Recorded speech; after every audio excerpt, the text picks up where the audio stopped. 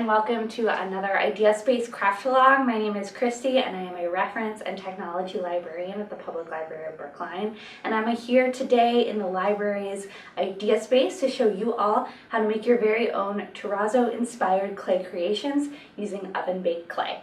Let's get started. Is this your first Public Library of Brookline to-go program? Here's how it works. Each month, the library is offering new take-home program kits, complete with everything you need to follow along and video or written instructions created by one of your local librarians. The best part? Absolutely no due dates. You can keep everything included in your kit.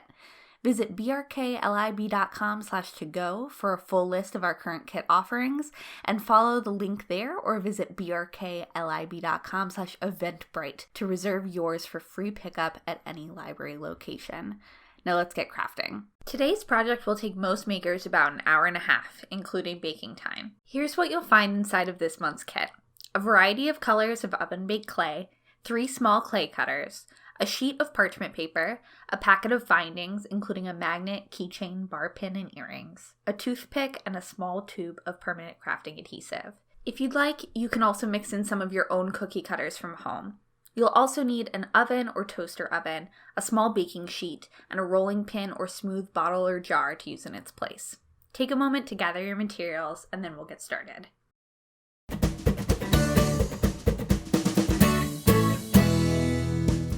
Real terrazzo is made by mixing chips of marble, quartz, granite, glass, or other materials with some sort of cement, then polishing it smooth. Today, we'll be creating the same effect, but using oven-baked clay.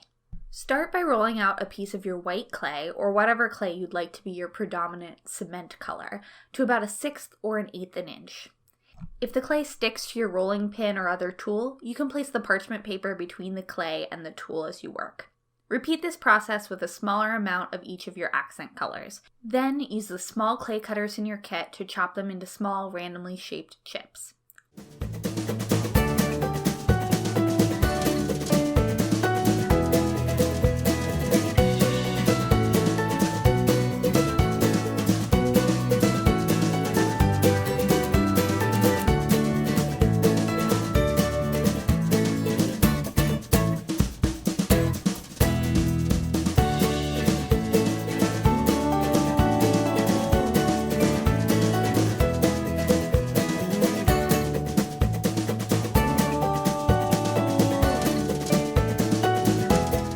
When all your chips are cut, carefully arrange them on your white clay.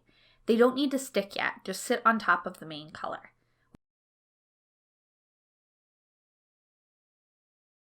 When you're happy with the pattern you have, sandwich the whole piece inside of your parchment paper, then gently roll the clay back down to 1/6 or 1/8 of an inch, checking to make sure the surface is smooth.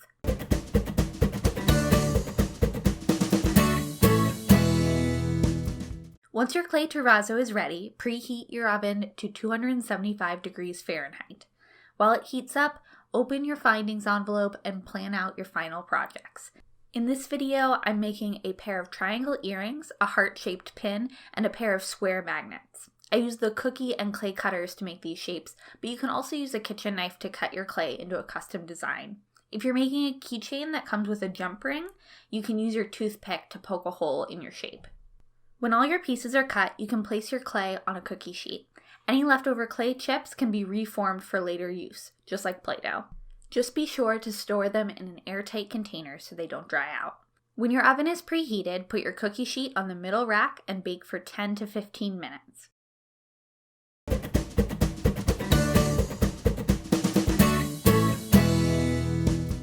When your clay has baked and cooled, remove it from the cookie sheet and grab your findings, toothpick, and craft adhesive. This stuff is pretty strong, so be sure to protect your work surface with your parchment paper or other scrap paper and use just a little bit of glue at a time. Dab a bit of adhesive onto your toothpick, then to the metal piece you'd like attached to your clay. I started with the earrings. Carefully press the back of your clay shape to the adhesive and then leave it to dry for 24 to 72 hours for a full cure. If you do get some adhesive on your fingers, don't panic. It's not nearly as fast drying as super glue. Just use some warm water to wash your hands as soon as possible or follow the manufacturer's cleanup instructions on the tube.